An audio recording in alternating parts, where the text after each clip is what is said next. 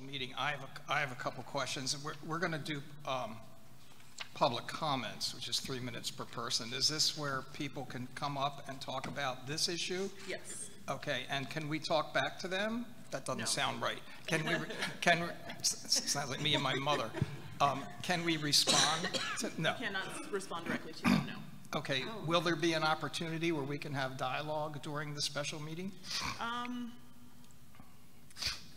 Technically, no. Okay, well, we have to go.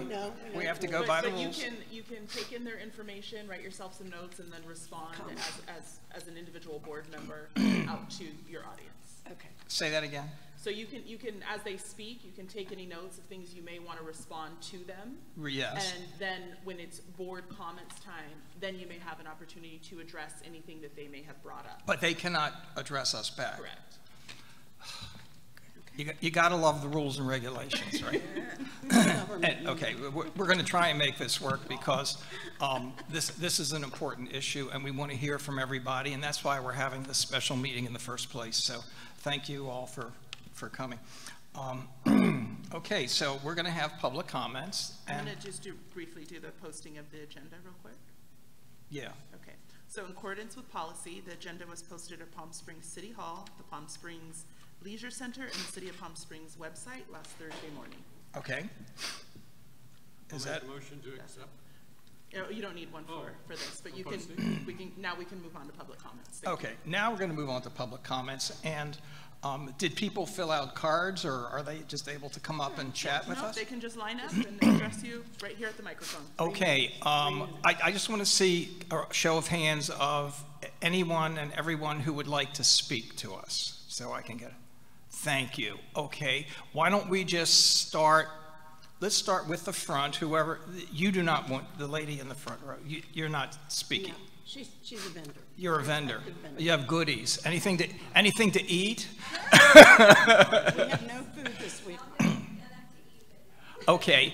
We're going to have the next row. The gentleman in the next row can come up and just tell us your name and your neighborhood, and then come and talk to us. And you have 3 minutes. Is that correct? Oh, and everybody turn off your whatever, please. Here he comes.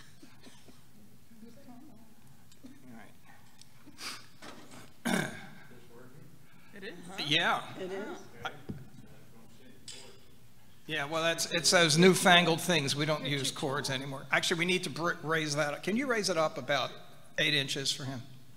He's a tall one. He's a tall one. Okay, thank you, sir. I assume this is about the smoking Yes. issue. Mm-hmm. All right, my name is Thomas Watson. I'm a non-smoker. In the interest of full disclosure, I'm married to one of your board members. That's your problem.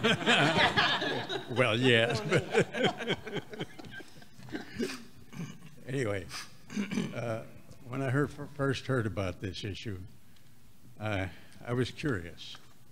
So I went downtown on 2 different festive nights and walked the length of the street and just counted the number of people who were smoking. The first night, there was 1. The second night, there were 3. And so I wondered what was the debate about. But anyway, there's some legal issues that I think are involved.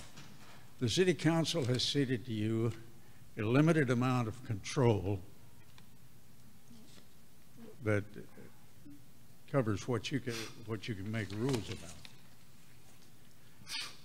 My understanding is that covers the street from curb to curb, but not necessarily the sidewalks beyond the booths.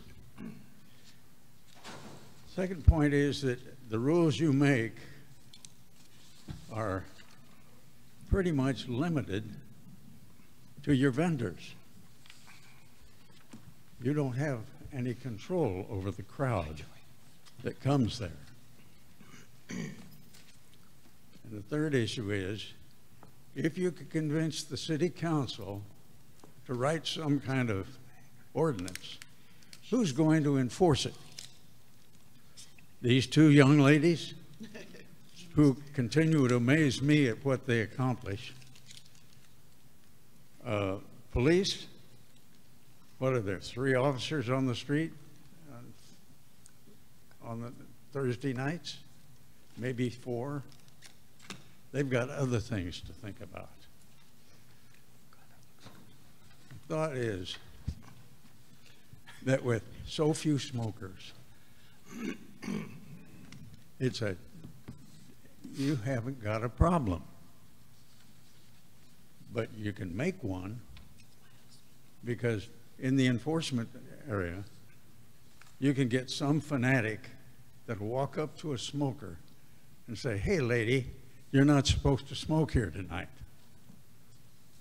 And her husband steps in between you and says, "Hey buddy, what right have you got to talk to my wife about that?"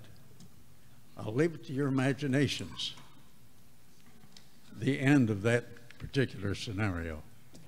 Thank you. Thank you. Thank you, sir, very much. Okay, we're just going to, like I said, we're just going to write down the, oh, hello. I love the convention center. Perfect. Okay, right. Good afternoon. Thank you for the opportunity to speak with you. My name is Patricia Breslin, and I agree with everything the prior speaker just said. I just want to know, how did we get even to this point? You know, I have to ask why. Is there an overwhelming problem? Are there reports or complaints from the Chamber of Commerce, the Police Department, the Bureau of Tourism, the Convention Bureau? Do they say there is any problem? On the contrary, but there are a number of unanswered questions. You know, defending smoking, it's a thankless task in today's politically correct environment.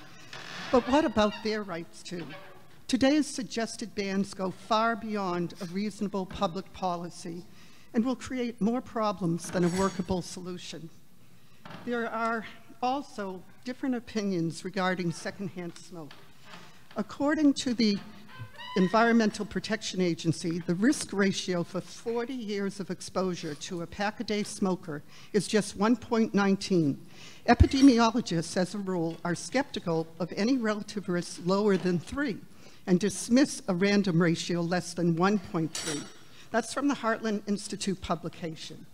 Now from the issue of the British Medical Journal, in a secondhand smoke report, 2 epidemiologists at the State University of New York analyzed data collected by the American Cancer Society from more than 100,000 Californians from 1959 through 1997.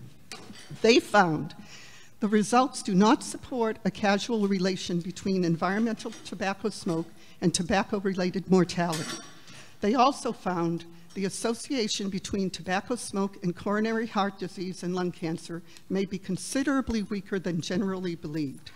They also found exposure is roughly equivalent to smoking 1 cigarette a day.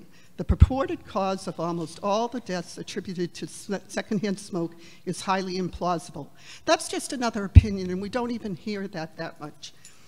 Smokers also have rights. Another reason to oppose the campaign against smokers is because it violates legitimate rights of smokers. Smokers are adults, not children, and they deserve to have their informed choices respected by others.